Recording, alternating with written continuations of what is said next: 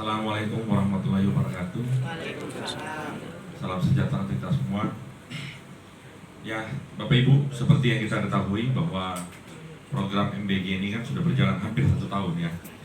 Dan setelah melewati tahapan evaluasi berkali-kali oleh stakeholder, ya kan, dari awalnya dikatakan bahwa industri lokal tidak siap untuk mendukung program MBG dalam hal food trade, ya kan.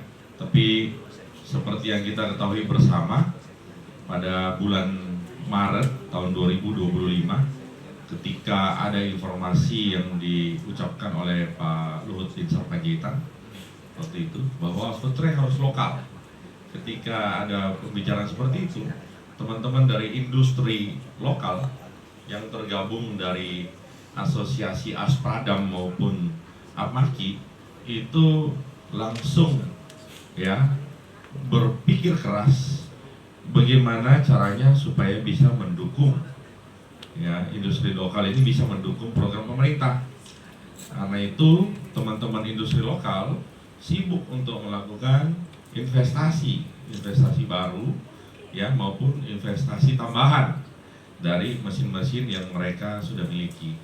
Yang awalnya kebutuhan produsen atau produksi lokal itu hanya 1.800.000-an per bulan, itu kemudian berkembang pada bulan 5 akhir atau bulan Mei akhir sampai bulan Juni, berkembang sampai kemampuan produksi mencapai 12 juta piece per bulan.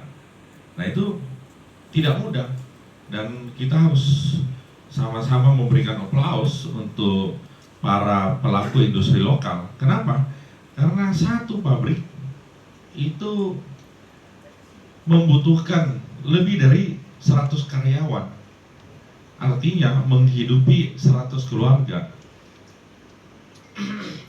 Nah, di tengah-tengah besarnya potensi bisnis di bidang ini, ya kita tidak pungkiri bahwa negara-negara asing juga mau untuk ikut berpesta di sini, ya sehingga banjirlah barang-barang yang import dari China, karena memang barang-barang food trade itu contohnya ya dan peralatan makan lainnya paling banyak dan paling mudah paling banyak industrinya itu ya di China.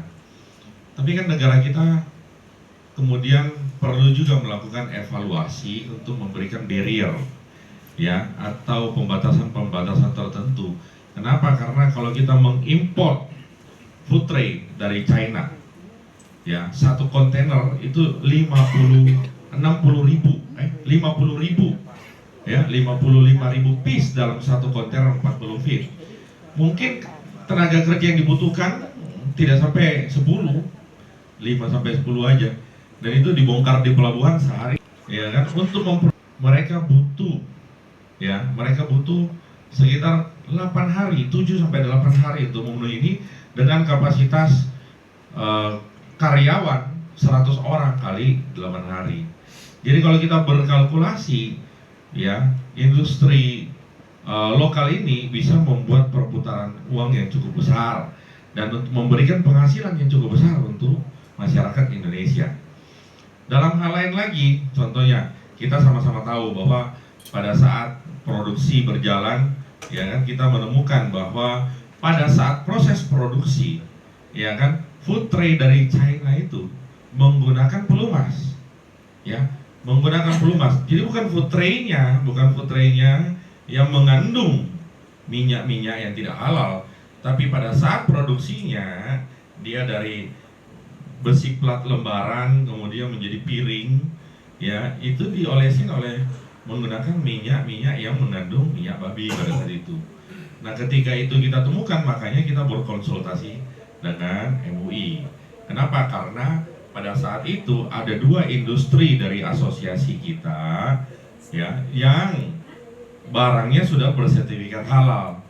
Mereka konsultasikan ke saya, apakah boleh saya menggunakan pelumas ini untuk produksi? Saya bilang kalau sudah ada sertifikasi halal tidak boleh harusnya. Kenapa? Karena kan ada proses audit, ya. Pada saat kita menyatakan bahwa proses produksi food tray ini halal dan mendapatkan stempel halal, ya, itu sudah melalui proses audit. Bukan berarti food tray-nya kemudian dites mengandung minyak tertentu apa enggak, bukan. Tapi pada saat prosesnya, ya, dia menggunakan barang najis apa tidak. Itu pemahaman yang kami dapatkan setelah berkonsultasi 2 kali di MUI sama Kiai. Nah, mirisnya hari ini, sampai hari ini kalau kita lihat di TikTok, di Facebook, kita masih bisa menemukan barang-barang yang import dari China dengan enaknya dibilang bisa di-emboss SNI dan halal. Padahal Kiai tadi sudah sebutkan bahwa kalau dia tidak melalui proses audit, dia tidak boleh menempelkan logo halal. Ya kan?